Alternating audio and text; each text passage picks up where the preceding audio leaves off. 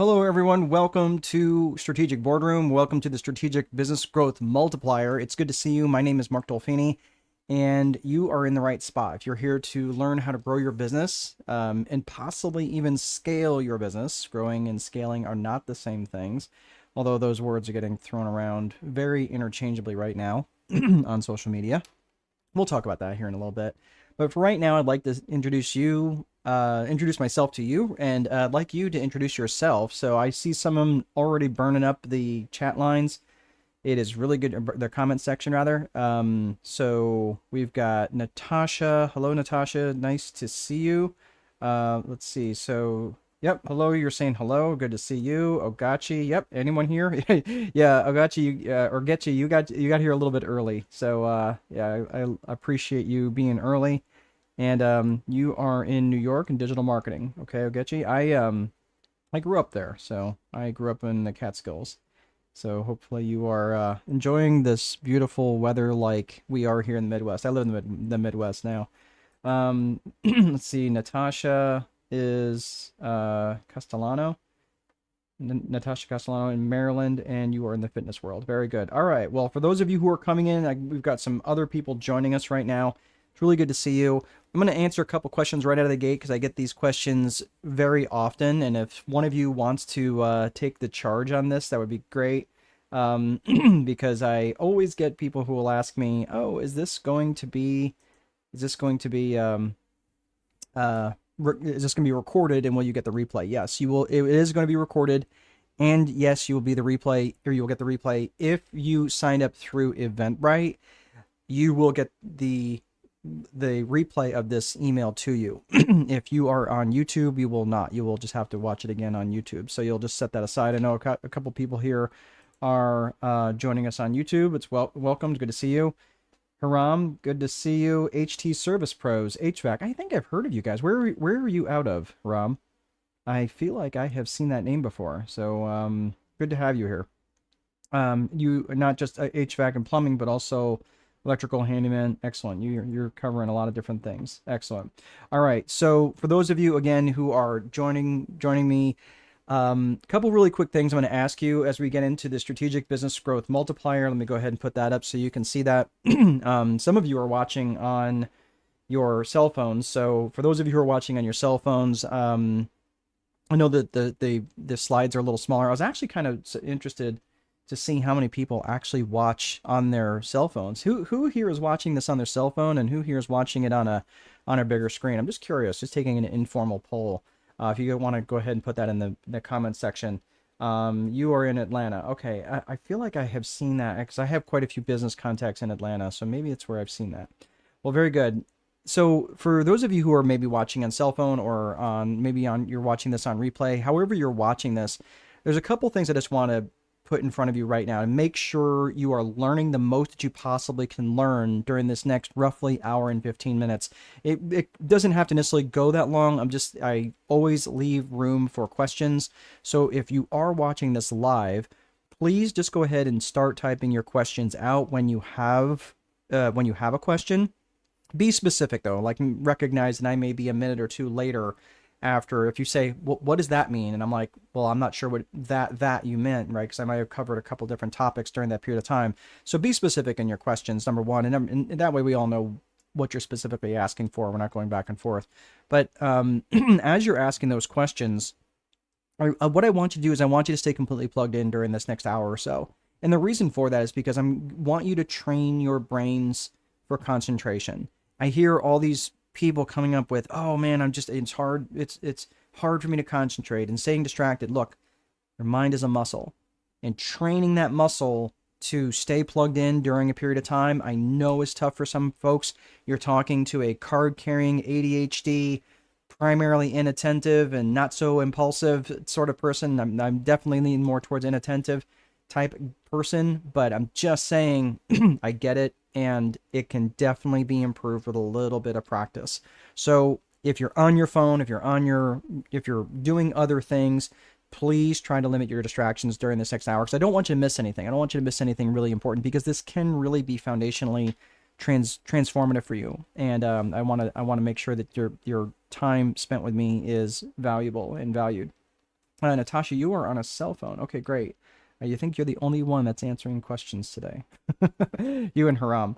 All right. So, again, for those of you who are joining, let me know where you're from and what line of your work that you're in. And the reason I'm asking this too is because as I go through and start answering questions, or as I bring up topics, from a strategic perspective, I want to make it relevant to you and your business. So, and the reason for that is because we're going to be establishing a strategy for your life and your business.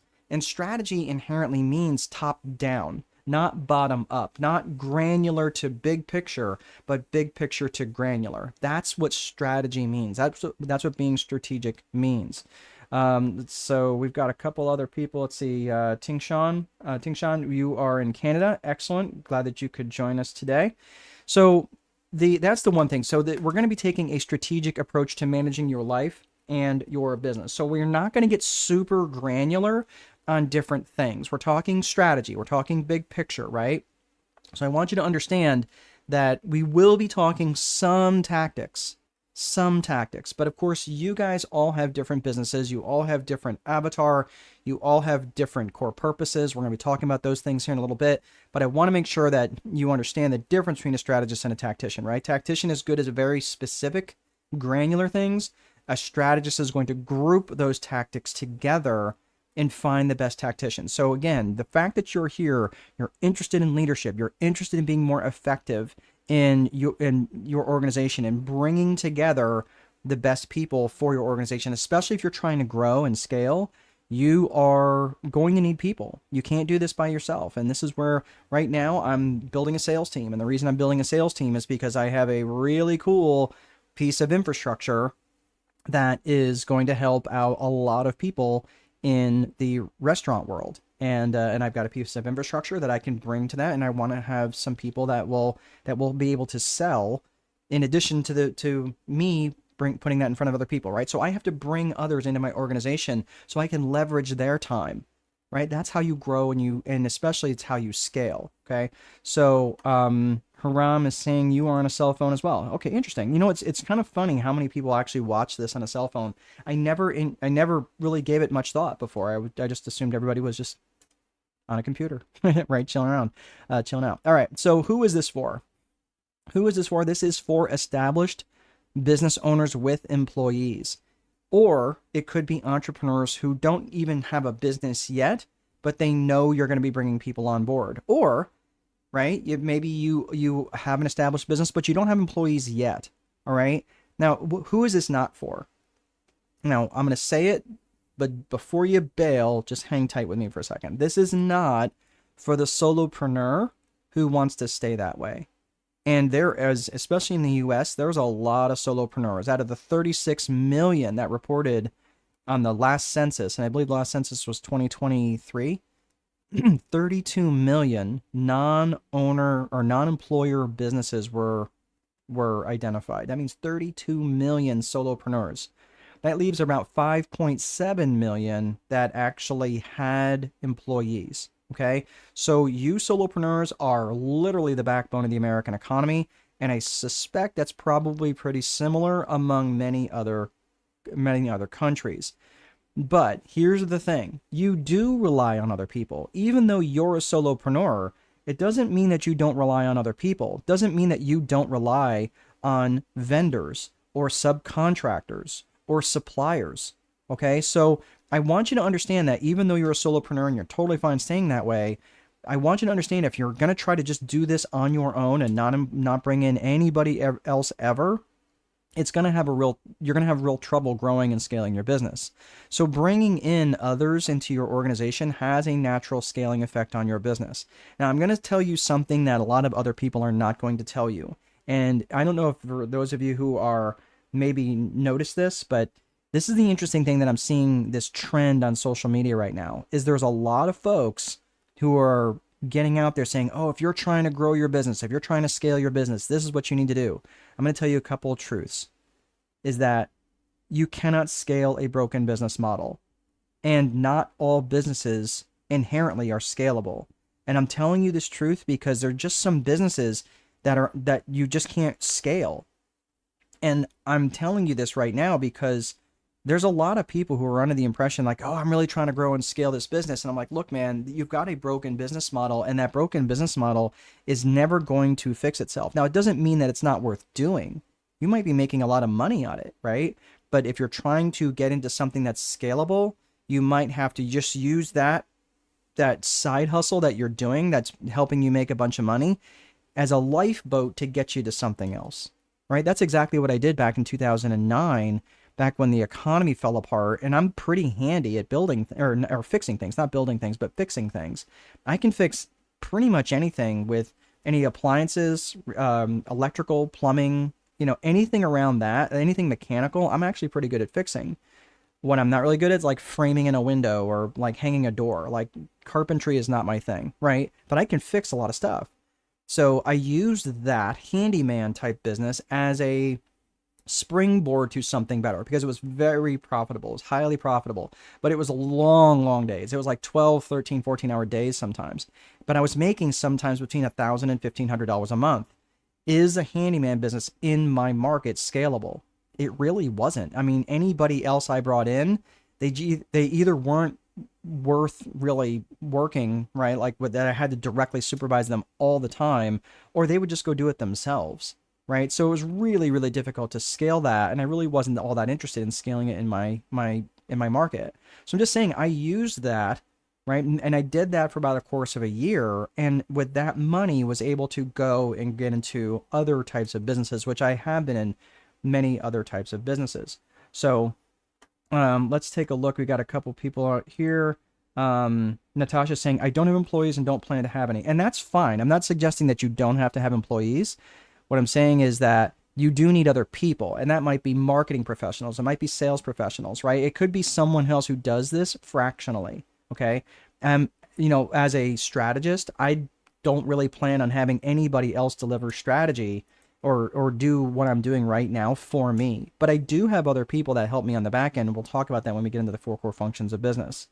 Something else, Haram, someone else is saying, I want to scale my team as high as possible with time. Excellent, right? And this is going to be helpful for you because we're going to be talking about systems and we're going to be talking about psychology. So that's the main thing. So before we get to the agenda, what I want you to understand is there's a difference between seeking knowledge to understand and seeking knowledge to take action. So at the end of this, I know you're going to be getting a lot of information, but what I want you to know is that I want to hear at the end, right? Hey, yeah, that was great. Thanks so much. Yeah, that's fine.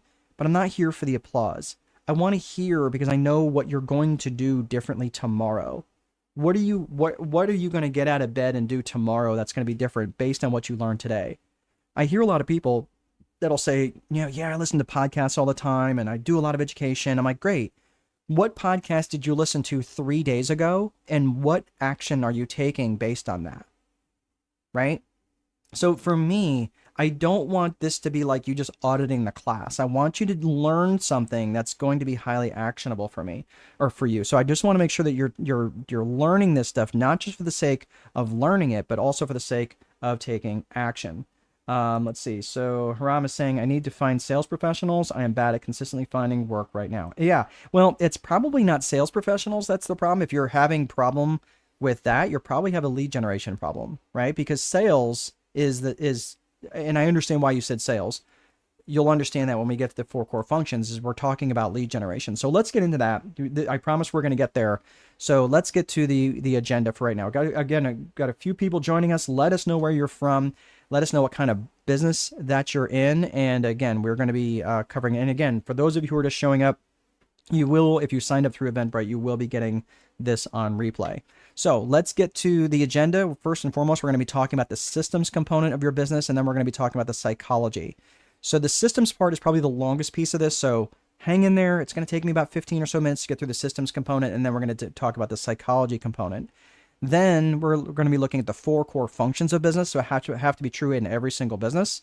And then finally, we're going to be talking about scaling and potentially growing your business. And then finally, we're looking at resources to help you beyond today. So this business approach that I take is called the S&P approach, the systems and psychology approach to business. And first and foremost, we're going to be talking about the systems. When we talk about systems, okay, everything that I talk about systems comes out of this book. If you look over my shoulder here, that's the same book, The Time Wealthy Advantage. I published this in May of last year in 2025 and 4 guides immediately afterwards. So I published 5 books last year, and all of this stuff is what I'm going to be talking about in this, in this series here. So in this training. If you live in the domestic US and you'd like a copy that I can sign for you, head over to Strategic Boardroom.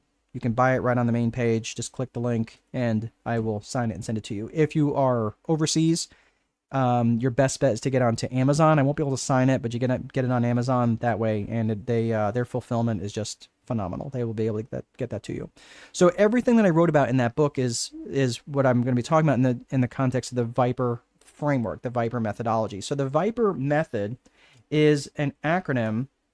Let's see, we've got someone joining us. Hello, Paris, from San Antonio. Excellent. I spent a little bit of time down in San Antonio. I love it down there.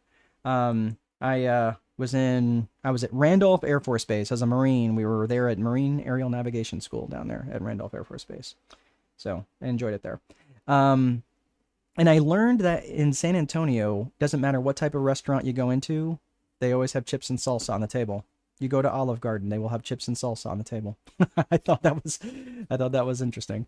All right, so let's get into the Viper framework. The Viper framework, it's an acronym for vision, infrastructure, process, execution, and reporting. So this framework, as we talked about, is a top-down framework. And Paris says that is very true. You do. You go to even if it's not Tex-Mex, everything is Tex-Mex. You go to the Chinese buffet, they will have chips and salsa on the tables. It's just kind of funny. You don't. I'm in Indiana, so you'd get chips and salsa at a Mexican restaurant. All right. So this is again the top-down approach. So we're going to be looking at this from vision to infrastructure, and then it feeds down to process, execution, and reporting. So let's get into this. So vision is where you want to go, right? And it starts by vision. Now, vision has 2 components. Vision is broken down into personal vision and business vision. Personal vision is just basically where is it that you want to go, right? Paris, where do you want to go? Haram, where do you want to go? Natasha, where do you want to go, right? Tingshan, where do you want to go in your personal life? It doesn't have anything to do with income generation. So I want you to think of metaphorically, you wake up tomorrow with, depending on where you're at, $30 million or 30 million euros or 30 million pounds in your bank account tomorrow. What do you want your day-to-day life to look like? Now, again, depending on how old you are, you still have to be a good steward of your money. Like, even if you're older, you still have to be a good steward of your money, because you just can't go out and spend your money like Justin Bieber. Okay. So you have to have a good understanding of what you want your day-to-day life to look like. And you're still going to have to be productive. You're still going to have to be a good steward of money.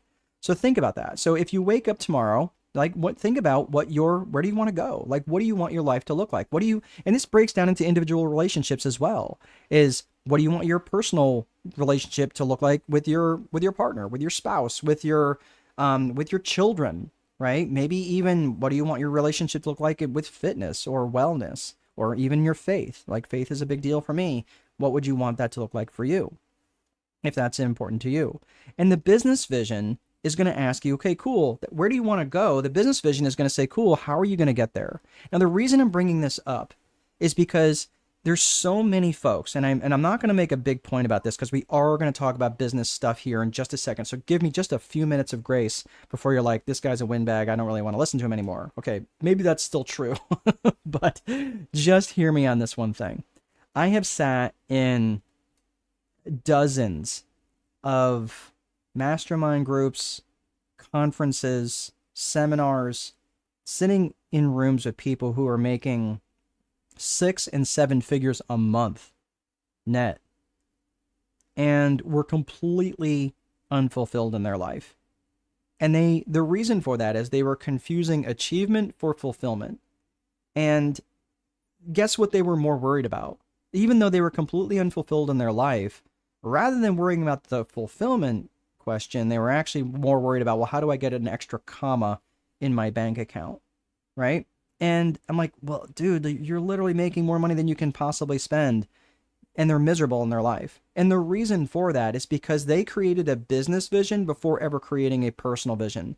And when you create a business vision, before you create a personal vision, you end up creating a life that exists to serve the business. And I'm just telling you, that sucks. I've been down that road. I spent too many days and weeks and months and years and decades of my life. And you're like, decades, really? Yeah, I'm 53. And you're like, wow, you don't look anywhere near 53, right? You can tell me, that's okay. Okay. But all kidding aside, I spent way too long focusing on the business vision and had a life that existed for the business. And I was missing it all. I was missing some of the best parts of life. So I'm just telling you, if you take nothing else away from today, please take time to define your personal vision. I'm going to give you a couple of hints, a couple of little ideas, and then we're going to move on to the business stuff. Okay. So just hang in there for another 60 seconds. Your personal vision, something that you consider is about coming up with a 100th birthday speech. Like you're turning 100 years old. What would you say, right? Who would you want to be in the room? What would you say, right? And what would you want others to say to you when you're done speaking? And what's the message that you'd like them to carry outside the room when you're done speaking? Okay. So I just want you to think about that in terms of a monumental, maybe 100 years, like some of you might be in your 20s. You're like, dude, that is just way too removed from my life. I can't imagine that, right? Okay, fine. If that's true, then say, all right, well, what's the next major milestone for you? Maybe you're getting ready to turn 40. Maybe you've got a child that's getting ready to graduate high school. Whatever the next milestone is for you, use that as your next point and start to think of what would that speech look like, and use that to create your personal vision. All right. So that's your personal vision. Let's get into business vision. Business vision, when you're defining your business vision, again, we're talking big picture here and we're getting into more narrow details. So hang in there with me, but we're talking about 3 C's of business vision, 3 C's of business vision, and they are your core purpose, your core values, and your client avatar. Now, here's the thing. These 3 things, anytime that I have been brought in to a business where they've got struggles with their employees, they've got struggles in profitability, they don't have enough customers, they're struggling in one or more of these 3 areas. I can guarantee it. And I'm gonna show you what each of these 3 areas are. So again, we're talking foundational. So we're talking about being strategic. If you're coming here for tactics, you're going to be disappointed because you build the tactics off the stuff we're learning off of this strategy. And I'm telling you, it's kind of interesting because I've been watching the numbers. I can see the numbers on the call and I see the numbers go up and people hang out for a couple of minutes and then they leave. Now, maybe they're busy. That's fine, right? Maybe they're busy. Maybe they're going to come back, right? Sometimes they don't. But it's interesting how many people are looking for that nugget and they're like, oh, well, this is so basic. I'm not going to do it, right? Well, you're never going to get more advanced unless you're doing these basics. And I'm just telling you that if you're looking for the advanced stuff, but you're not doing the basics, that's how mastery is achieved, by doing those boring basic things over and over and over that you're willing to do that others are not willing to do. So I don't want to hear that, oh, I just get bored. I get shiny object syndrome. I just get distracted. That's fine. But again, remember what I talked about in the beginning of training your brain to be dialed in? This is what it's going to take. This is what it's going to take. All right. So let's talk about the 3 C's of business vision. So the 3 C's of business vision, the first one is core purpose. Core purpose is specifically what business are you in and what problems do you solve? And it's important that you are specific. So let me say that again. What specific business are you in and what specific problems do you solve? Don't just tell me you're a realtor. That tells me nothing. That tells me nothing. Like, okay, so do you sell residential properties or do you sell commercial properties? Well, yeah, I kind of do both. All right. Well, okay. Well, that's not helping me, right? It's not helping your case when you're trying to do all these different things. And the problem is when you're trying to do all these different things, the people get very distracted by what it is that you do. They don't feel that you're really the master of what it is that you do. Think about this for a second. Let's say that you needed heart surgery. Let's say that you need heart surgery, okay? Would you go to a surgeon that specializes in heart surgery or a surgeon that can do heart surgery and nose surgery and foot surgery and maybe will sell you some essential oils before you leave as well? The answer should be obvious. You want the expert, right? Well, think about that in terms of how your clients are perceiving you. So when you're saying, like, especially on social media, there was a guy who his core purpose, and I'm gonna change his name, but his core purpose was he was a residential real estate investor. Like, that's what he was known for. And I think he did wholesaling, if I'm remembering right. And like his name was, he called himself like Real Estate Ralph. Okay, not his real name, but Real Estate Ralph was known for this. And he even owned a specific color, right? His color was yellow. So Real Estate Ralph was known for being really, really good in this space, right? That's what he was known for. He owned the color yellow. So Real Estate Ralph, or Real Estate Ralphie, here he was, and he would post all this stuff about real estate all the time. And then out of the blue, he starts posting stuff about mushroom coffee. I was like, dude, what are you doing? And Real Estate Ralphie literally, in a moment, destroyed any brand recognition that he had. I'm like, dude, I am so confused. Like, did someone hijack your page? What are you doing? Selling me like $11 mushroom coffee at the expense of your brand. It made absolutely no sense. We're going to talk about that when we talk about strategic planning. But this is really important, that you know the core purpose of what it is that you do, and be obnoxious about that. Be obnoxious about what you don't do. All right. So that's your core purpose. Next is your core values. Your core values are what matters to you about this business, and how would the world be worse off if you went out of business? Think about this in this context, right? Your core values help define your company culture, even if you're a company of one. Your core values define your company culture, and your company culture and your company brand are inextricably linked. What do I mean by company brand? Your company brand is what is experienced by the public, by your avatar. So when they see, like, when you drive by Starbucks, are you going to be driving by Starbucks and expect to hear like big speakers out front blaring like Megadeth music? No, that wouldn't make any sense, right? Like metal, like heavy metal, like that would make no sense. Like, wait a minute, that's not their brand. What? Like, it's so weird, right? That's why, like, they're very aligned in their core values. They know what they're about. They know what they're not about. So think about this in terms of your core values. Your values are, they're basically, your core values are values that you have, that where you're willing to get up and act. That's how you know something is a core value. I value peanut M&Ms. Am I willing to go to war over them? No. Like, someone breaks in and says, give me all your peanut M&Ms. I'm like, dude, they're on the table. Take them, right? Like, I'm not going to care that much. Someone comes in and tries to take my family, that's going to be a different problem for them, right? That's going to be a real problem for them, right? So that's why I'm saying, like, because that is a core value of mine. My family is a core value of mine, right? So I want you to think about this, and the reason why that's important is because your business is just an extension of you.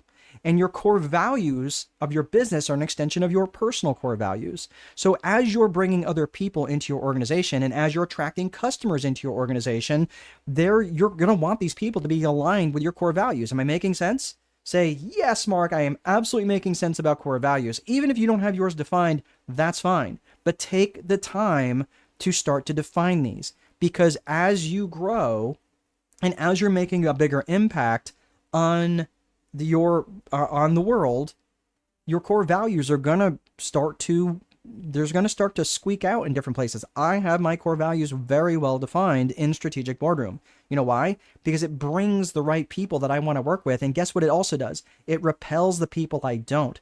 Again, like I mentioned, there's people who already hopped off this call. Guess what? They were not my avatar. They were probably like, I don't want to, or again, they could be busy. That's fine. But let's just assume they weren't busy. And they're like, I hate this guy's face. I can't stand his voice. He thinks he knows everything. Whatever they think. And granted, maybe all those things are true. I don't know. But I genuinely like to help people. I genuinely want to educate people. That's why I don't generally charge for these.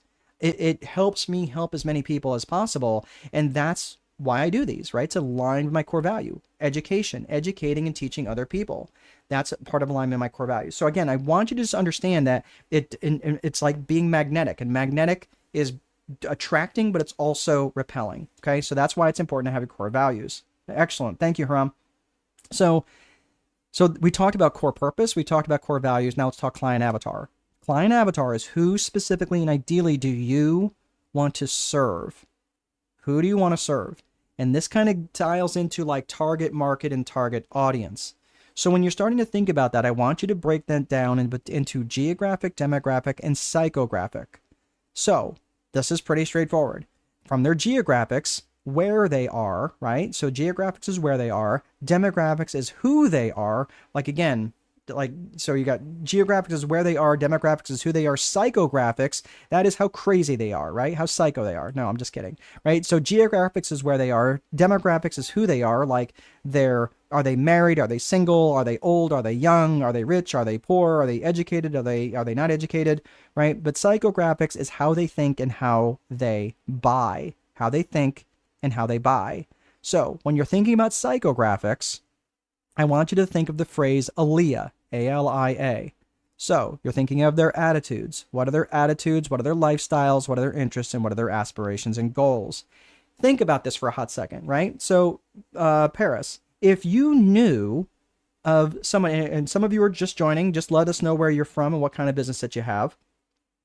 So for those of you, like, again, if you knew, Paris, what someone's goals were, wouldn't it make sense that you might actually be able to create a relationship with that person and maybe help align with their goals? Wouldn't that make sense? Even if your product or service doesn't necessarily deliver their goals for them, right? It might be more of what you don't do.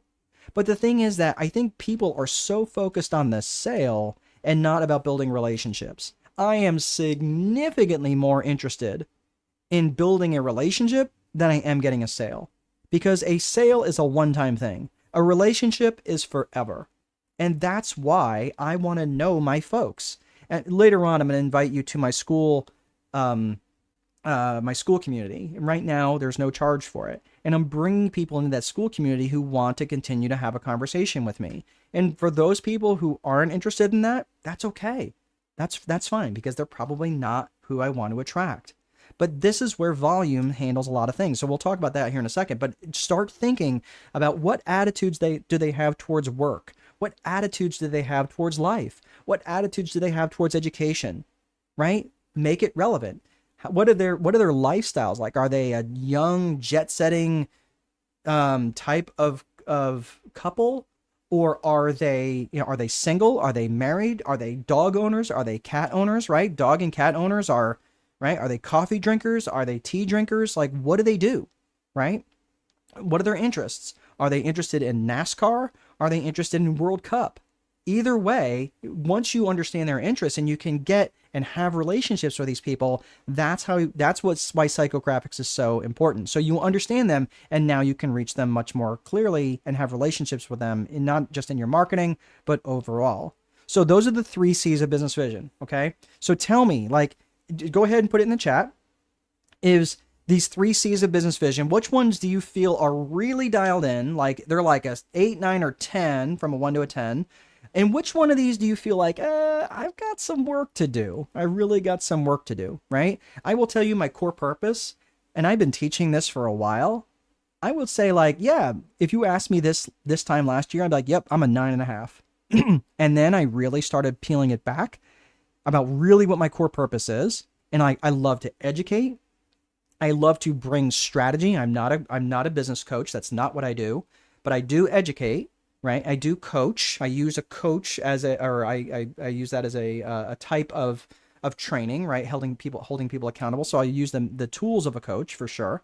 And some people affectionately call me that. They'll call me coach. But am I a coach? No. I'm a strategist specifically. But what do? I educate, and I fundamentally save people a lot of time. I save people a lot of time from making mistakes that I've seen that are very apparent to me from top down. Okay, so I have this bizarre ability to go big picture down into details and very relevant details around the 4 core functions of business: lead gen, sales, operations, and accounting. And then I can come back out and we can tweak that again, just like a clock, like someone who works on a clock, right? Or a watch, like a watchsmith, right? So these are the sorts of things that I do. And that's really important for you in terms of your core purpose and core values and client avatar. So for me, I will say I was at a 9, right? 9.5. And then I was like, I'm really kind of at a 7. And now I'm probably back at a 9.5 again, because I really took the time to write down my core purpose. So where do you feel you're at? I put that in the comment section. Where do you feel like you're really strong? Core purpose, core values, client avatar. You really know what you're really specific in those areas, and which ones do you need some help with and some work on. So again, you don't have to write it in there if you don't want. I will not blow you up, but I just want you to think about that. You're more than welcome to share that. All right. So that is vision. That is vision. That is personal vision. And that is business vision. Let's get to the I in the Viper methodology, which is infrastructure. We're going to start to pick up the pace here a little bit. So infrastructure is the bones of the business. It's the desks. It's the chairs. It's the software. It's the websites. It's your payment processing stuff. It's all the bones of your business, right? And it's all the boring stuff that people don't generally think about. So Hiram is saying your avatar is a 3. Oh, wow. Okay, good. So you got a little bit of work to do there. All right. Purpose is an 8. Value is an 8. Value is a 6. Oh, core value is a 6. Okay, perfect. Yeah. So you got a little bit of work to do, especially with your client avatar. And when you get dialed in, Hiram, on your avatar, I'm telling you, it is like the world explodes, because all of a sudden it's like, oh my gosh, yeah, I'm narrowing it down and getting more and more focused. And it's like more and more people start actually coming to you. You're like, how does this work? It's because you're much more specific in your marketing and how to actually find these people. So excellent, good self-observation. So in terms of infrastructure, again, you got your desks, your chairs, your websites, all the things that are the bones of the business. So you might be thinking, I mean, this is a really, really critical part of the system of your business. It's absolutely crucial that you have infrastructure built out. You might be thinking, well, if that's so true, then why does vision come first? Well, let me put this in some context. Let's say that Hiram, okay, let's say that part of his vision is to lay on the beach in Spain, rubbing cocoa butter on his belly, okay, for 2 months out of the year. If he builds an infrastructure that's going to require him to return emails and phone calls in a timely manner, that's going to be a horrible experience when he's trying to lay on the beach for 2 months out of the year rubbing cocoa butter on his belly, right? So you want to build an infrastructure that's in alignment with that vision, okay? After you build infrastructure, so we talked about vision, we talked about infrastructure, now we're going to talk about process. Process is how you do stuff, okay? It's from a tactical perspective and it's from a strategic perspective. Tactical is just what you do every day, right? It's how you do stuff, your standard operating procedures, your checklists, things like that, your day-to-day activities. It's your opening procedures, it's your closing procedures, it's how you prepare bank deposits, how you answer the phone, all the boring day-to-day stuff that really nobody ever really takes time to write down. That's what tactical process is from day to day. If I was to draw a box around infrastructure and tactical process, that is the business system. That's it. It's no more complex than that. And I want you to think about this, like with this system, this is the, Hiram says, sounds like paradise already. Right. Yeah, laying on the beach, rubbing cocoa butter on your belly. The tactical part of process, or that the infrastructure and tactical process, like think of that as like the battleship. Like that's a warship, and that's sitting in the harbor. Strategic part of process, that's strategic planning. That is what takes the warship and the battleship out of the harbor and says, let's go out and make some trouble, rather than just being moored to the harbor and then just getting battered around by whatever economic winds happen to be blowing through at the time, right? This is about being strategic. This is about taking this boat out of the harbor. And to do that, you need 3 P's, and that is people, purpose, and promotion. People, purpose, and promotion. So the people part of strategic planning is, who are you going to need? It's very, very common for entrepreneurs, okay? And again, I know some of you had mentioned like you are a solopreneur and you want to stay that way. Totally fine. But here's the problem with that, is that when an opportunity comes along and you have that idea, that business idea of when you're standing in the shower, right? Ask me how I know. So I've got all these business ideas. Well, the problem is, entrepreneurs generally, they go, oh, how could I do that? They think of how instead of who. How can I do that instead of how can I do this thing, rather than who do I need to help me with this? Who do I need to help me with this? Not how can I do it. That's what a true entrepreneur does, is they're out there finding people to do the things that they're not great at. Okay, so I want you to think about this, not just the people that you're going to need in your organization, but who are you actually going after? This might be part of your strategic planning, which would be part of purpose, which maybe you're going after a whole new avatar. Where did you hear that before, right? And the three C's of business vision, right? Maybe you have been going after single individuals and now you're going after married couples, right? Maybe you're going after younger people and now you're going after a slightly older crowd, right? Whatever part of the strategic plan happens to be. This is really, really important. So when you're starting to think of the people component of your strategic plan, you have to think about that. And especially if you are trying to scale, there's just not enough hours in the day for you to be effective and you're going to get burned out. There's just like yesterday afternoon, man, I had a call yesterday. I did, it was Business Plans 101 and I was just baked. I had nothing left in the tank. And so I actually closed my eyes for a little bit and on the other side it was actually fine, but I've got a lot on my plate right now. So I'm just saying, like, for you guys, I want you to think about the people that you need in your, not only that you're going after in your strategic plan, but also the people that you need inside your organization, right? And those could be salespeople, those could be other types of folks. So think about that, think of who, not how, right? Who do I need, not necessarily how can I do it. Then look at the purpose. What's the strategic purpose? What am I trying to do? Am I trying to increase my level of sales? Am I trying to expand my market share? Am I trying to vertically integrate into a whole new market with a whole new avatar, right? What's the purpose? And this is where you have to align your strategic purpose with your core purpose. Oh my gosh, here it comes back around again like a bad penny. That core purpose. Why is that important? Because if your strategic plan doesn't align with your core purpose, it's going to be weird, right? It would be as if Starbucks started selling chainsaws. It doesn't make any sense. Like, why is Starbucks coffee selling chainsaws? I don't know, because they can. Yeah, but it doesn't make sense, right? It gets very fragmented. And this is where you have to have a little bit of discernment and say that every opportunity that comes to you, some of them might just be truly nothing more than distractions. And that's where you have to have some discernment. So this is why really getting clear on what your core purpose is and writing that down so the core purpose of today doesn't become a different core purpose for tomorrow. Okay? And again, ask me how I know. So the last piece is promotion. Promotion is just communication. It's communication not only outside your organization, but also inside your organization. Yes, promoting it to the people, to a new avatar, or a new market, through marketing, through advertising, through networking. That's really critical. But also the promotional piece internally. Communicating that with, maybe, again, if you've got staff, you have to say the same things a lot. You have to repeat yourselves a lot. That's just the nature of the game. Don't hate it. Just, I'm telling you, that's the way it goes. So you have to promote it internally a lot. You have to have these frequent communications with your suppliers, with your vendors. Okay, these are your subcontractors. These are the sorts of conversations you have to do, and you have to do that a lot. Okay, so that is part of strategic planning.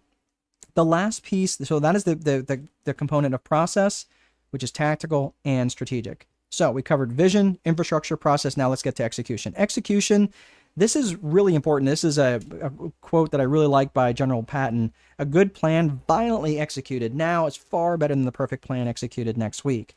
And the reason why I have execution as part of this whole overall strategic planning thing is because most plans fall apart in their execution. And the reason for that, and as much as I love you, my fellow brothers and sisters in entrepreneurship, you love to have those to-do lists of 37 items, like that you're going to get all done today, right?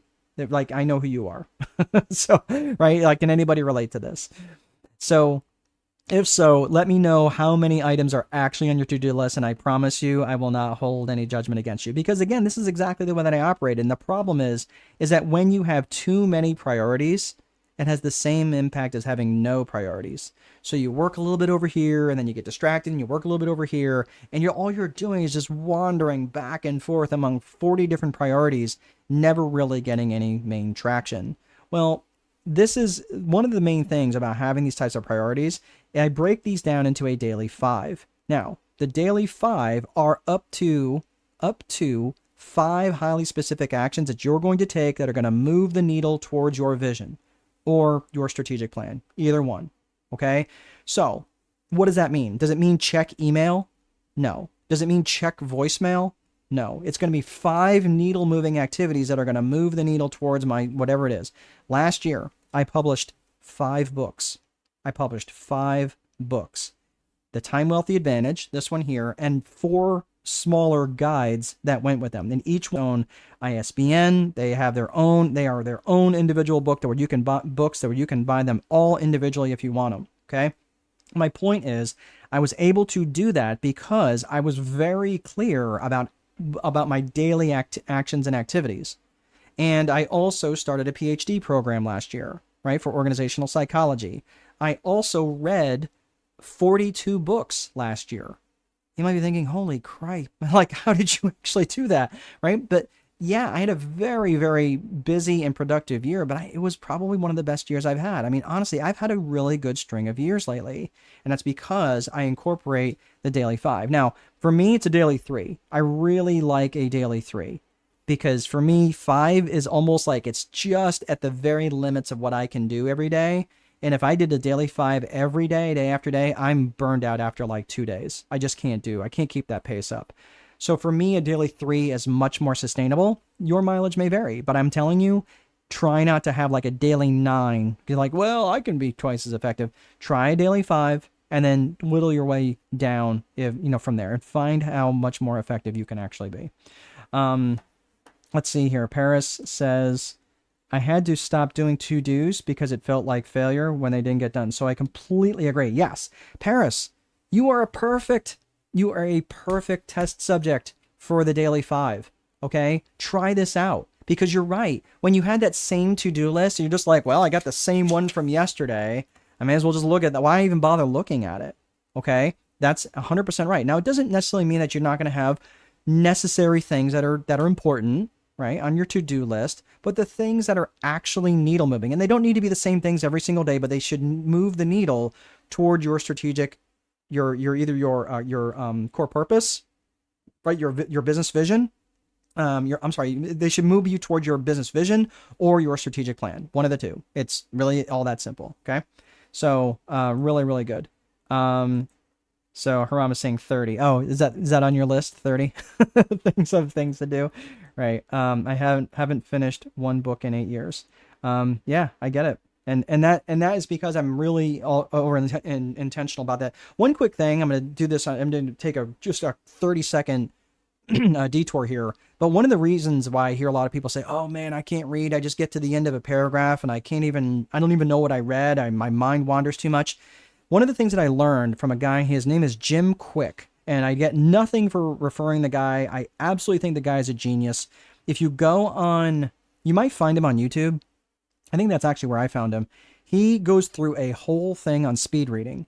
And the problem that he recognizes is that our brains, especially for those of us who are ADHD prone, and we have this beautiful brain and it moves, unfortunately, too fast for the way that we have to read. Or for our ability to read. He talks about upgrading your reading. So when I first was reading, I didn't recognize how slow I read. And because I read so slow, my mind would be allowed to wander. It's like driving down the interstate at 100 miles an hour. You're not messing with the radio. You're not messing with your phone. You're not messing with anything else. You drive through a subdivision at 5 miles an hour. You're looking at everything else, right? The problem is we don't know how to read. We have to train our eyes, train our brains to read faster. And that's what speed reading has done for me. So what I'm saying is take his course. It's literally the best $200 you will ever spend ever on yourself. And it took me, it's a 21-day course. It took me maybe a month and a half to go through the whole thing, like truly start to finish. My reading went from 125 words per minute, which was abysmally slow. Oh my gosh, I barely want to admit that, to 540, and sometimes over 600. So I'm just telling you, so that's words per minute rather. So 130 words per minute to over 600 words per minute at times. So I'm just telling you, best money I ever spent. So really, really like that guy. His name is Jim Quick, Kwik. And you can find him pretty much anywhere. So again, I get nothing for referring him. I think he's a great dude though. Really, really smart. Okay. So that is the execution piece. Let's get to reporting. Reporting is just letting you know how you did, right? And it tracks 2 things. It tracks your lead metrics and it tracks your lag metrics. Your lead metrics are based on your actions and activities. Your lag metrics are the results of those actions and activities. So again, what do you, out of these two things, what do you have the most control over? What do you think? You don't really have, I don't have any control of how many people log on to this session. I also don't have any control over how many people stay on this session. I do have control over how interesting I make it. I do have control over engaging with you guys and my actions and activities, right? So I have direct control over my lead metrics. I have indirect control over my lag metrics. So I want to make sure that you guys are measuring both lead and lag metrics. Don't just say, well, I'm going to get this number of sales. You don't have any control over how many sales you get. You only have control over how many actions and activities you take that could lead up to the sale, right? Well, how much marketing did you put out there? How many people did you follow up with that were previous customers or previously interested? And again, most of you, just telling you, I'm not trying to be mean here, but most salespeople are horrific at following up with people. Like horrific with an H, not good. Okay, so I'm just saying, like, you have to track both lead and lag metrics. So that's the systems component. Now let's get into the psychology component, right? This is lessons on leadership. So systems are really important, but the systems are only going to get you so far. Systems are important because they bring stability and consistency and accountability, which is certainly important. Systems are limited, is that they can't make subjective decisions. They are not great at adapting to market conditions, especially rapid market changes. Coming up with creative solutions is not really the purpose of a system. And establishing and maintaining human connections, it's not what systems do, right? You know, AI can replicate that, but at the end of the day, it's really truly about maintaining the human connection. So again, when we're talking about the business approach here, we talk systems. Now let's talk psychology. When you're looking at psychology, there's both an individual and personal psychology, and then you've got a business and organizational psychology, okay? Sorry, there we go. So when you're looking at your personal self, your personal psychology, you're looking at things like self-worth, self-management, and even things like limiting beliefs. This is your individual personal psychology that you bring to the table, right? It's all of our individual brands of crazy, okay? So we all have our wonderful brands that we bring to the table. That's personal psychology. Business and organizational psychology looks at things from an external and an internal perspective. Let me break those two things down. From an external perspective, you're looking at you got external and internal, right? From business psychology. External, you look at things like buying psychology and vendor psychology, which is even around negotiations and even dealing with actual politics. And trust and know, as sure as God made little green apples, the bigger you get and the more profits you make, you are going to be attracting more political attention. It's just the way it is. So don't feel like, oh, I don't do politics. Politics might do you, right? Even if you don't want to do it. When it comes to internal business psychology, there's things along the lines of management and leadership, and they are not the same things. Management is about differences. Leadership is about unity and unification behind a common message.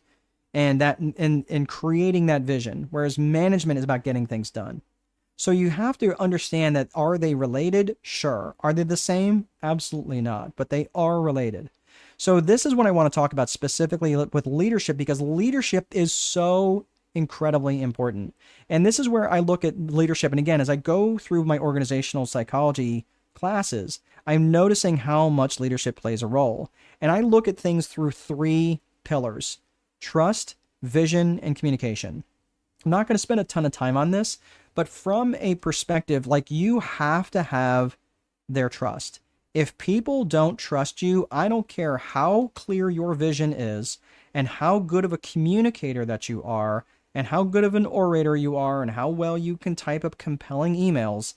If people don't trust you, they will not follow you. If they don't trust your character and if they don't feel that you're competent, they will not follow you. The fastest way to build trust is by demonstrating competence, by showing people and demonstrating that you know what you know, that you know what you're doing. That's the fastest way to build trust, is by demonstrating competence. The fastest way to destroy trust is to demonstrate a lack of character. Let people think that you're dishonest. Let people think that what you say and what you do are two different things. Let people think that you're just kind of a creep. Right? Like, I came on here and started, like, I have an amazing bride and we have an amazing relationship. But if I got on here and started talking about, like, a girlfriend that I had on the side, you'd be like, dude, what? Like, that's not, dude, you're kind of creepy, right? Again, because it erodes character. So it doesn't even matter what I know and how amazing I am on any other side. If you start eroding your character, you're going to lose your trust, right? You're going to lose people's trust, and you may not even know why they don't trust you. So trust is absolutely critical, but so is vision. Having a shared vision about being an effective leader also requires them to bring them in and along to a shared vision. A shared vision is so important. Think about this. People are much more likely, like Haram, Paris, right? Like people are much more likely to carry a ball that they helped inflate, right? Tingshan, like, right, Natasha? Like if I have brought you along and asked for your opinion on things, if I said, hey, look, this is a problem that we have, I could really use your help in solving it. And even if we don't take your solution, but just the fact that I got your input would really matter to your people. And it makes you a far more effective leader. So again, people may trust you, and you might, again, be a really good communicator, but if you don't have a vision, they're going to be like, what are we doing here anyway? Like, what's the whole point of doing this at all? And especially younger generation, millennials, they really want to feel like they've got a purpose in what they're doing far beyond just making money. The last piece is communication. And again, people might trust you. You might have a really clear vision of where you're going, and they may truly even want to get there. But if you're a bad communicator, right? You don't communicate well. You text in all caps, right? Or you're shouting at them, or you don't communicate enough, or more, or frequently enough. People are you're not going to be as effective as a leader as you could be.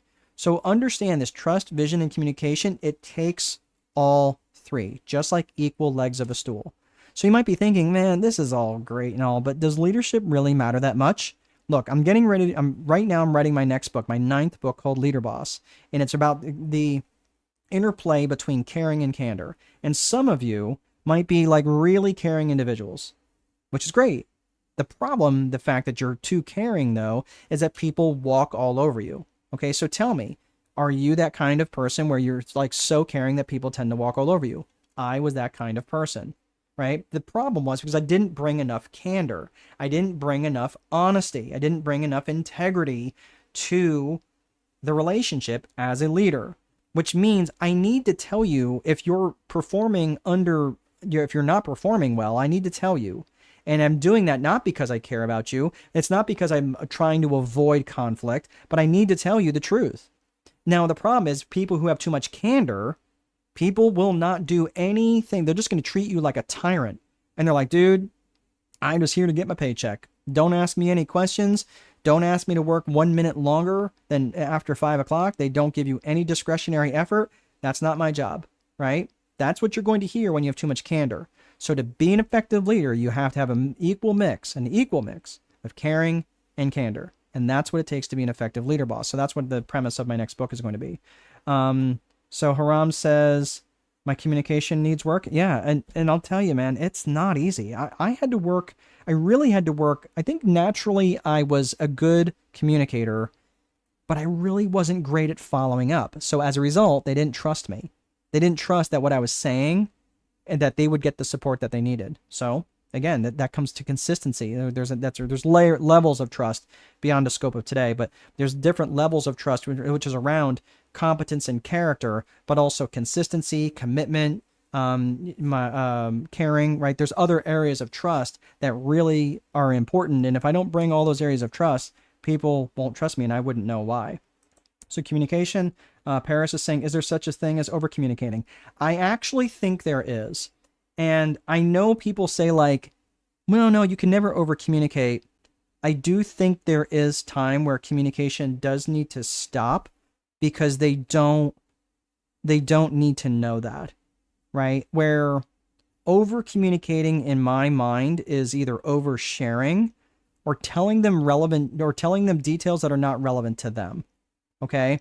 So I think there is an area of discernment that you need to have as a leader, that there's just certain things that you shouldn't be sharing, because there's some things that might be trade secrets. There might be other things that are relevant. And again, even like Google, which is literally the most transparent company, I mean, probably in the history of modern companies, they're very transparent with their people. They have a very flat leadership model, and they will even admit that they are as transparent with their employees as they can be, right? So they don't share every detail, right? But they do share as many relevant details that are relevant to as many players as possible within the organization. Okay, so I do believe that you can over communicate things, and especially when it's time to like when you're saying too much, sometimes it's just time to stop talking and move on. Okay, it's a really, really good question. I like that.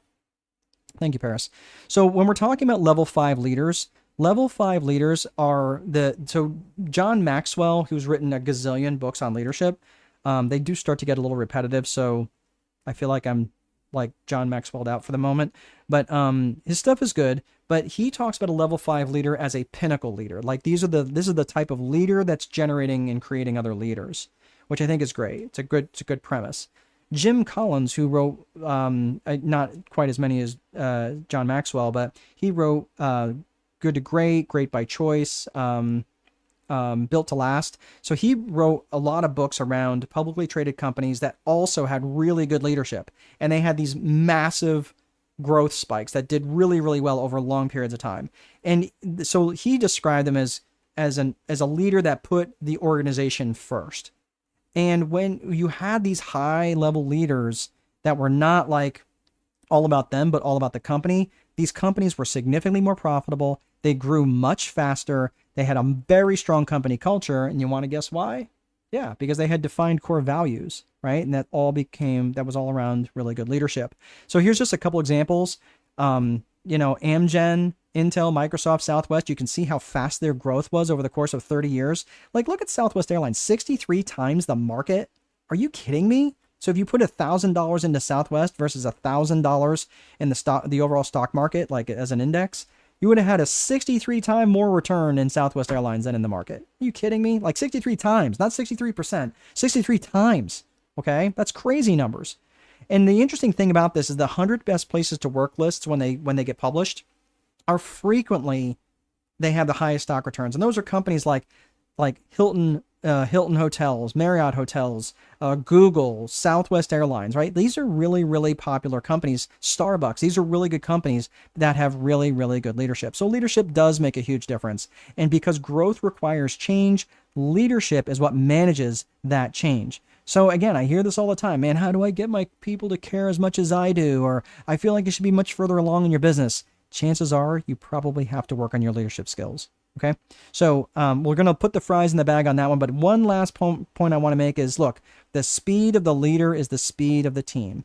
And the team cannot go faster than you as the leader. So if you're not progressing as quickly as you want to be progressing, chances are it's you.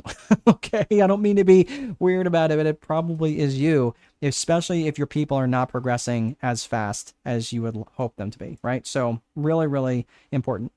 So that is both the systems and the psychology. So the next piece here in the agenda is the 4 core functions of business. This is very true in every business. So the 4 core functions are around lead generation, sales, operations, and accounting. Lead gen, sales, operations, and accounting. And your customer's journey through your company happens in that order.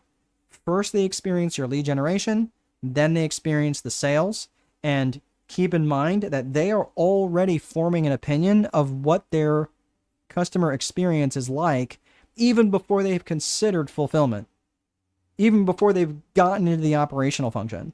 So you've got to consider this of all 4 of these functions and how these things interact with one another. This is called basically general systems theory in psychology, right? It's how the systems interact with one another, not just pulling one thing apart and looking at that, right? So earlier on, I think it was you, Haram, that was talking about, I really need the help with sales.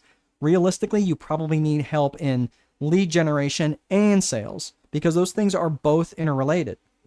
You cannot separate them and think that the person's just going to experience one area of lead generation. And this is also why I'm not a big fan of marketing companies just handling your marketing just like they handle everybody else's marketing, because it doesn't differentiate you enough. Okay, so not saying you have to bring it in-house, but I want to make sure that you're working with someone who can help you with differentiation, because that's what's going to really drive your pricing. So now we're going to be talking about scaling and growing. All right. So when you're looking to grow, when you're looking to scale, let's go back to the 4 core functions of business. When you're looking at your lead generation function, this is when you're looking at targeting your client avatar. Where have you heard client avatar before? That's right. Back in the 3 C's of business vision: your core purpose, your core values, and your client avatar. So when you have your client avatar, you know exactly who you want to work with. And it's also much easier for you to direct your marketing towards, right? Because you know their geographics, you know their demographics, you know their psychographics, you know their ALEA, which is what? Here's a quick review. Their attitudes, their lifestyles, their interests, and their aspirations and goals. You know those things about them, so you can have a relationship with them. You can have conversations with them about that. All right? And these are the people that are massively that are just crazy fans for you, and these are the clients that are going to bring most amount of money with the least amount of drama. And when they know that they feel that they know you well, again, I had several people so I've got this, I'm down to like this core number of people that are watching this call right now, which is interesting. Those of you who have stuck in here for this long, right? You probably are part of my tribe. Like, you are probably part of the people that I really would enjoy working with. Not necessarily that we will, but just generally like, hey, cool, we might be able to work together at some point in time. Okay. I'm just saying, like, recognizing why this is so important, because your conversations with people really are the opening salvo to the entire experience that your customers are going to have. And you don't just want customers who are satisfied. That is like the base standard. When you went to McDonald's, were you like, okay, I'm left and I'm satisfied, right? You might even say, wow, that was actually a decent burger. That was a good burger, right? So you're like, okay. So you went from satisfied to good to, could you imagine going, oh my gosh, that was literally the best experience at McDonald's I've ever had in my life, ever? Probably not. Has those words ever been said? You know why? Because they don't worry about differentiation. They're not really interested in that. They're worried about volume. However, if someone said, wow, that was like the best meal I've ever had, the best experience I've ever had, you have now created a raving fan. And that, in telling you, is something that is kind of the pinnacle, the cup that many customers want. They want to feel valued, and many companies try to find those raving fans. So I'm going to give you a quick homework assignment. I'm going to take myself down from here so you can take a screenshot of this. But these are the four, we're talking about the 4 core functions of business, but these are the 15 reasons why people buy.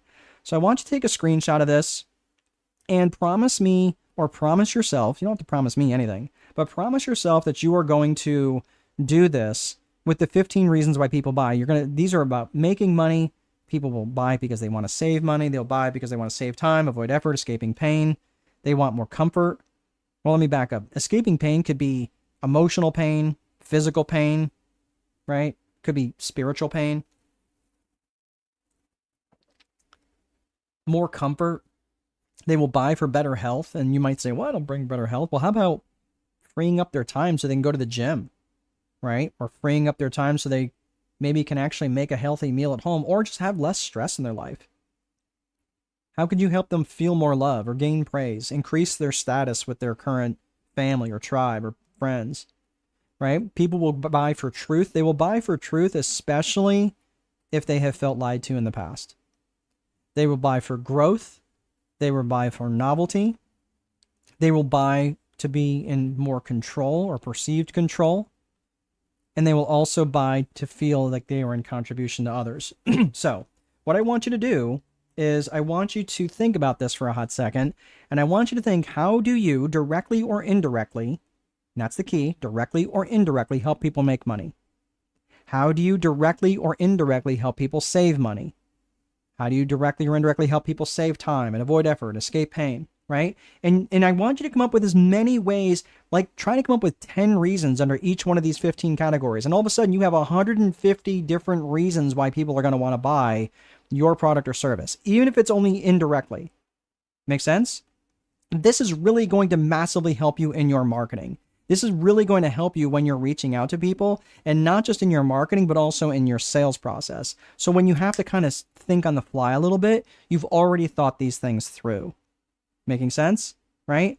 one of the main things that I do as a strategist is I save people lots of time because I read and research so often. Well, guess what? I know you don't have the time to read and research like I do.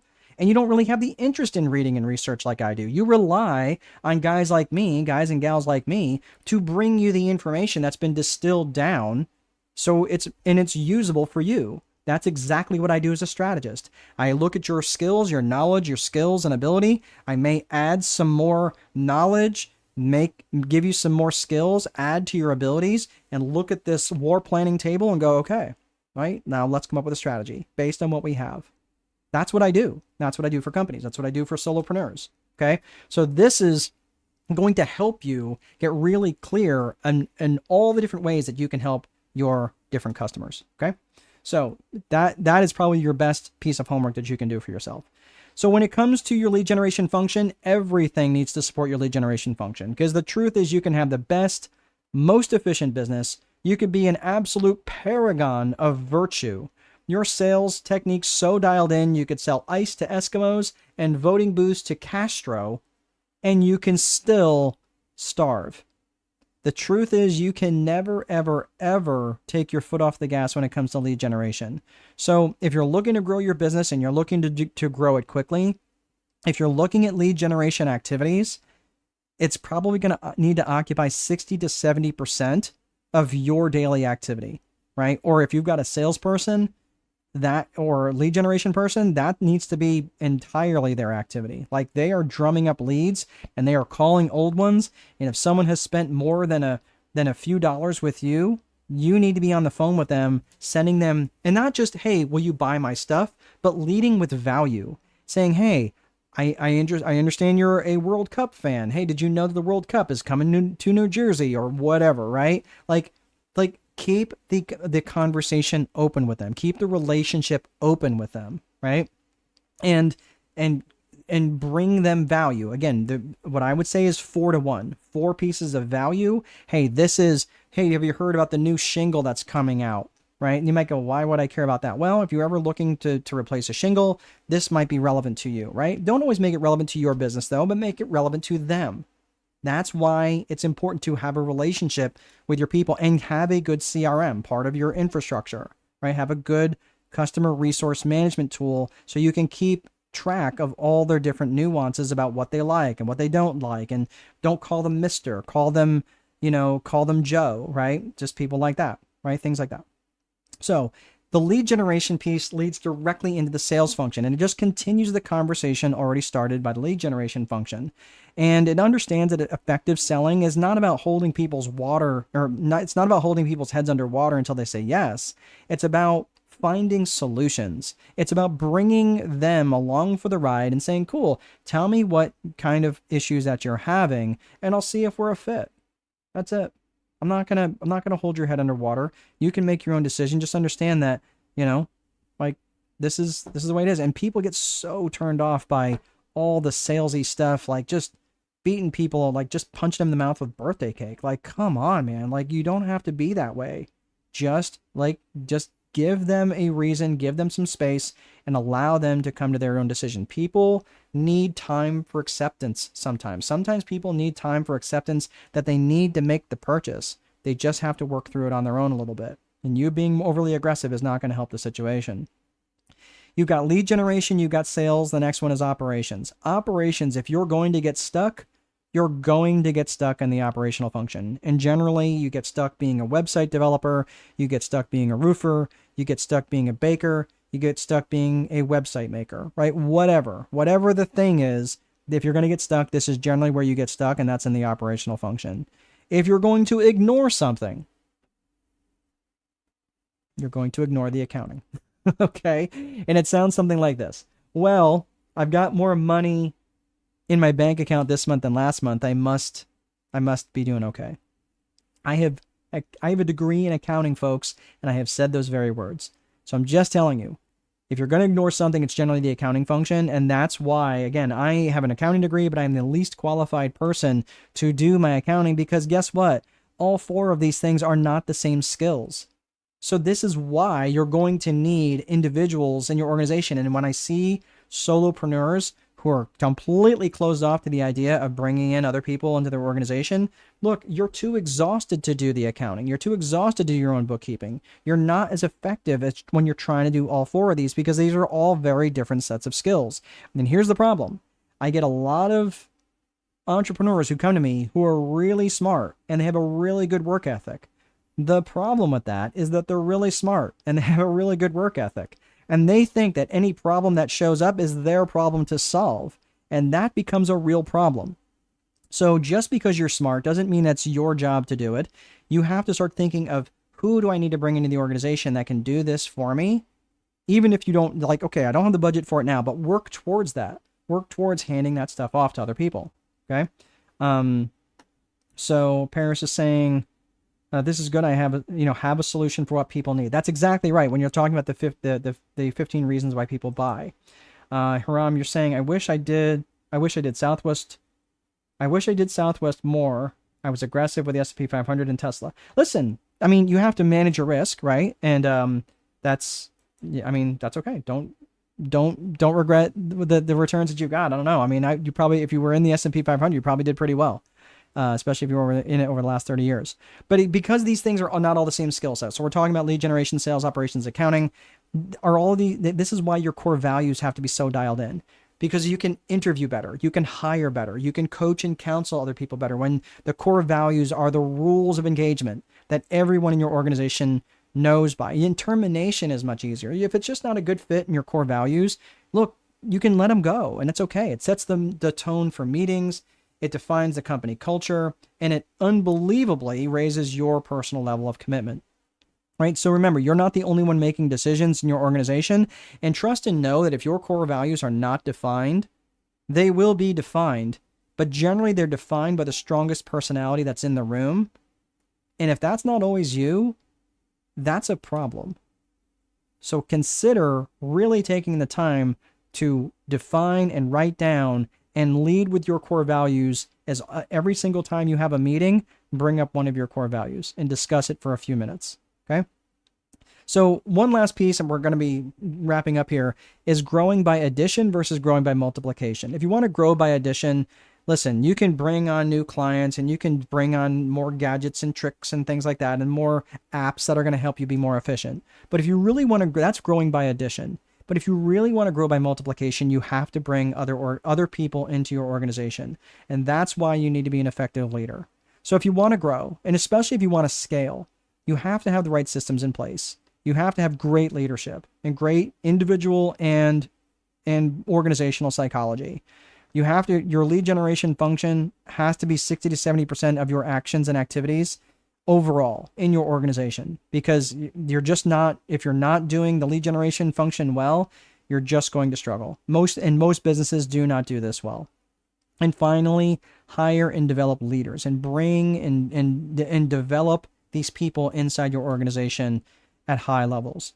So the last piece here is just some resources that I have and setting you up for success beyond today. Now, again, in the beginning, I asked you to seek knowledge to understand versus seeking knowledge to take action. I'm not going to make you write it in the comments section, but you're welcome to share it if you like. But what are you going to do differently? What things are you specifically going to take action on? That's great. You might say, yeah, this was great. Thanks so much. Great. But how is it going to be different for you tomorrow? That's what I'm more interested in. Thank you for the accolades and all that stuff, but I'm beyond that at this point, because I'm not doing it for that. I'm doing it because I want to make sure that your life gets changed. Okay. If you are interested, hang on one hot second. So I got a question here. Oh, hold on a second. So I'm going to share with you the school community, but someone's got a question first. Haram is asking, what about AI versus employees? I use AI for a lot of things that I can't do. Look, AI has got its place.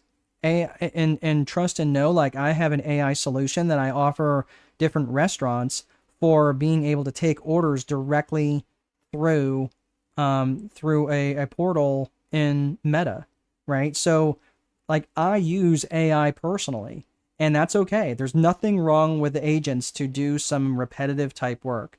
Where I draw the line is when people will pretend that is a real human being, and they give them real names. And I don't like that. I don't like feeling duped.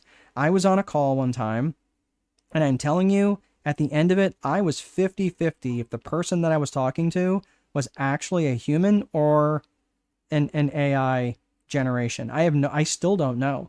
And because of that, I will never contact them again because I just don't know. The problem was it was a delay. The delay that like it was like I would talk and then there would be this like awkward like 3 to 4 second delay that would happen and I'm like, what is going on here? It just didn't make any sense. And they wouldn't come on camera, so it makes me realize I mean, I'm almost certain it was AI. But the thing was, like, don't pee on my head and call it rain. I don't like feeling, and no one likes to feel like they've been like duped. So if you're using it as a automation tool, absolutely. But just make sure that you're using it appropriately and you're not misrepresenting yourself with it. Okay. Haram is saying, I'm going to focus more on the avatar. I think that would be a really good place for you to start. Most people need to do work on the 3 C's. Okay. So that is that. So let me go. I'm going to go ahead and put this up. I know you've got a big, long question, Paris. Let me go ahead and put this up first. And then I'm going to put the link for my school community. It does not cost anything right now. So if you are interested, you can join me there and you can reach out, ask questions. There's no cost to it right now. There are costs if you're wanting access to the courses that I'm going to be putting in there. There's going to be the classroom. There's going to be the boardroom. I'm going to have other things, which are going to be the den and the war room. Like there's going to be other things that are going to be in there that may interest you. So, but right now for being in the community, that is everything that, if you want to join that. So I'm just going to put that up there. The link is there. Let me go ahead and answer Paris's question. It's a long one. Okay. So I have a question, but first I want to give some context if I am allowed. So currently I am unemployed, was let go last Thanksgiving, and now I am working on my MUA certification, makeup artist. Okay, very good. I have to pretend I knew what that meant. Been in school almost 2 years, and I will be certified this summer. I have no knowledge in sales, but I understand social media. Can I use that to grow my business alone, or do I need to take a more aggressive approach alongside social media? I'm trying to become my own boss, but I want to be wise. Okay, so this is a really, really good question, Paris, and I'm really glad that you brought this up. So one of the things that I like to do, and when I'm looking, when I see people try to get into doing their own lead generation, yes, you can do this on social media. It's a slog though. Like I'm just telling you, like if you're going to do this, you're going to be posting and doing a lot. And people are like, oh, I post every day. Like, okay, that's fine. But you probably need to be doing like 15 a day. And there's certain platforms that have no problem with you doing it. Like Instagram has no problem with you posting as many times as you want. I don't think that I know TikTok kind of limits certain things and whatever, and those algorithms always change. But like for me, one of the things that I do is I do a webinar every day. I do this every day. And so that means on average, I'm doing 1 webinar per day, sometimes 7 per week. So, and that's roughly for an hour and a half at a time. And I carve those things up and put those out on social media. But most people, this is a main lead generation source for me. I'm just cards on the table. This is one of my main lead generation sources. Is it my only lead generation source? No. I like to have my primary and I like to have a secondary that I'm always working on.